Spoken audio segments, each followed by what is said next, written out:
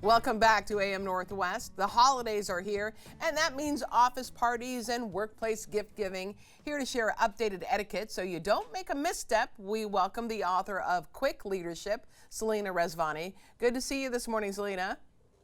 Thank you for having me, Helen. You bet. What is the number one top tip for people during the holiday season when it comes to work parties? You know, one of them is around alcohol. And there's a great saying, pretty easy to remember: drink the first, sip the second, skip the third. Right? And it's because nothing tanks your credibility faster than having a blurry memory Yeah. of what you did at that party. So you want to keep it fun, but keep your wits about you. Yeah. So many stories about what happened at the Christmas party. That's right. And now photos live forever. Yeah. So Yeah. be Oh, careful. exactly. All right. Now, do you think we have to attend the office party or the company party? Is that something that we need to do?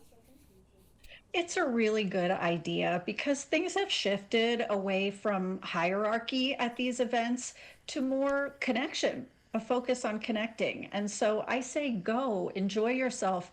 You don't need to feel like it's a schmooze fest.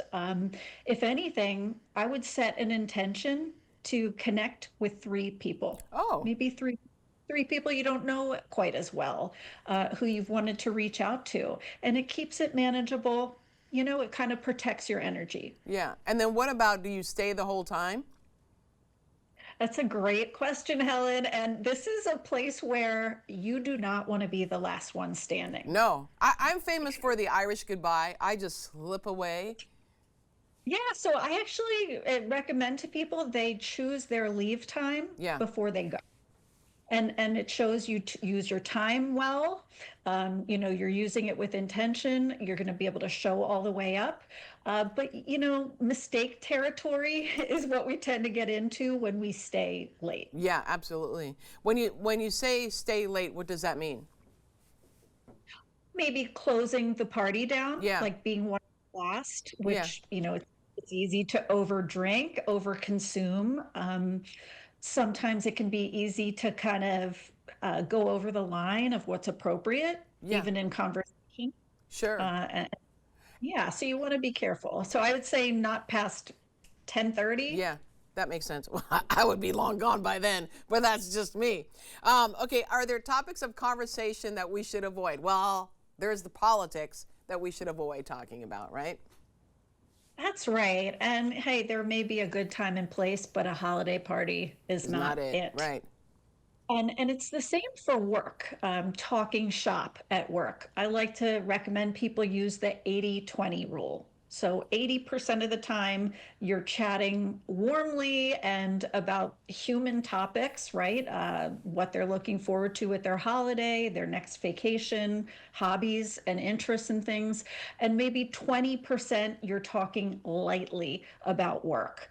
You know, maybe you're making a callback to something you knew had meaning to them. You knew Yeah, you were, you know, deep in a project last week, Helen. How did that go?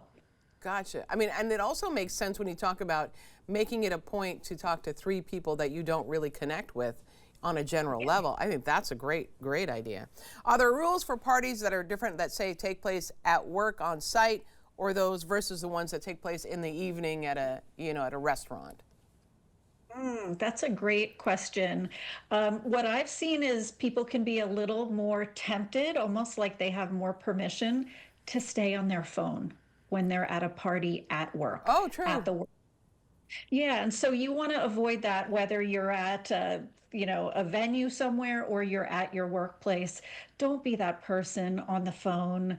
Um, you know, it's almost like, why'd you bother coming? Yeah. It's going to make people feel unimportant.